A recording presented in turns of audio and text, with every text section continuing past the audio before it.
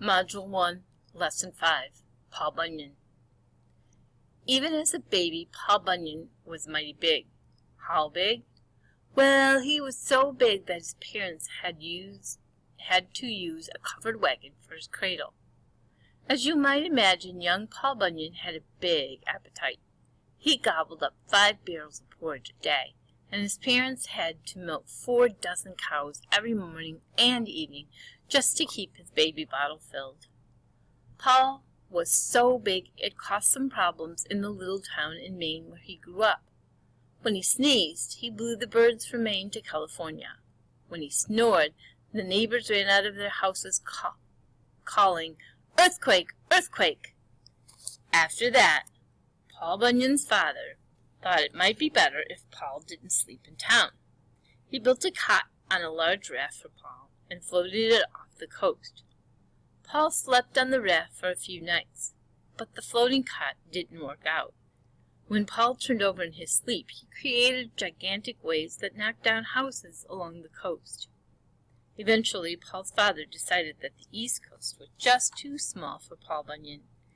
The only sensible thing to do was to move out west, so the Bunyan family moved to Minnesota. In those days, Minnesota was full of logging camps, sawmills, and lumberjacks. Americans were moving west and building the country. They had to cut down a lot of trees to make their homes, not to mention their schools, churches, and boats and furniture. When he grew up, Paul Bunyan went to work as a lumberjack. And what a lumberjack he proved to be. He made himself a giant axe with a handle carved out of a full-grown hickory tree. He could bring down a giant tree with a single swing of his axe. As the tree tipped over, he would yell, "Timber!" so the other lumberjacks had time to get out of the way. Everyone looked up to Paul Bunyan, way up. The other lumberjacks were full of admiration for him. The bosses were grateful for the amazing amount of work he could do in a day. Paul had a big heart, too, but one thing he always wished for was a true friend. There simply wasn't anybody else his size who could be his friend. That all changed during the winter of the Big Blue Snow. It was called the winter of the Big Blue Snow because it was so cold that everyone shivered and turned blue. Even the snow shivered and turned blue. One day, as Paul made his way through the blue snowdrifts, he heard a muffled whimper. He followed the noise until he saw 2 big, blue, furry things sticking up out of the snow. He reached down and gave a pull. It turned out that the 2 big, blue, furry things were 2 big, blue ears, and connected to the big blue ears was a giant blue baby ox. Paul exclaimed, "The poor little fellow is half frozen." Paul carried the blue ox home, wrapped him in blankets, and fed him. The baby ox was so content that he took a nap in Paul's big, strong arms. When he woke up, he looked up at Paul, and do you know what he said? "Mama! Mama!" Then he gave Paul a big celebrity lick on the face. Paul laughed and said, "Babe, we're going to be great friends." And they were. In fact, Paul Bunyan and Babe the Blue Ox were soon inseparable. Everywhere Paul went, Babe went too. The 2 of them worked together in lumber camps. Paul chopped down trees, and then Babe hauled them to the river and dropped them in so they could float downstream to the sawmill. Together, Babe and Paul did the work of 100 men. The lumber company figured the best way to keep Paul Bunyan happy was through his stomach. So they hired a special cook to feed Paul and Babe. The cook's name was Sourdough Sam. Sourdough Sam was known for the giant flapjacks he cooked in the world's biggest frying pan. The colossal pan sat on an enormous cast-iron frame. Every morning, Sourdough Sam would build a raging forest fire underneath the pan. Then he would call for his 2 helpers, Lars Larson and Pete Peterson. Lars and Pete would grease up the pan by tying slabs of bacon to their feet and skating back and forth across the sizzling pan. Then Sourdough Sam would make a giant stack of pancakes for Paul and an even larger stack for Babe.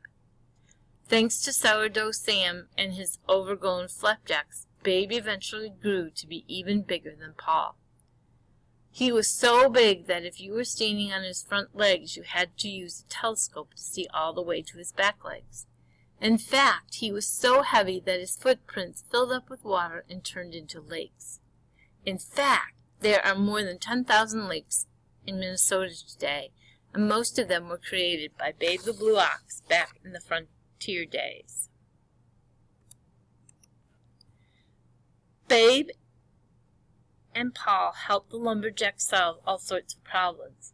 Once there was a river that was full of twists and turns. Sometimes the trees would get stuck in the turns and never make it downstream to the sawmill.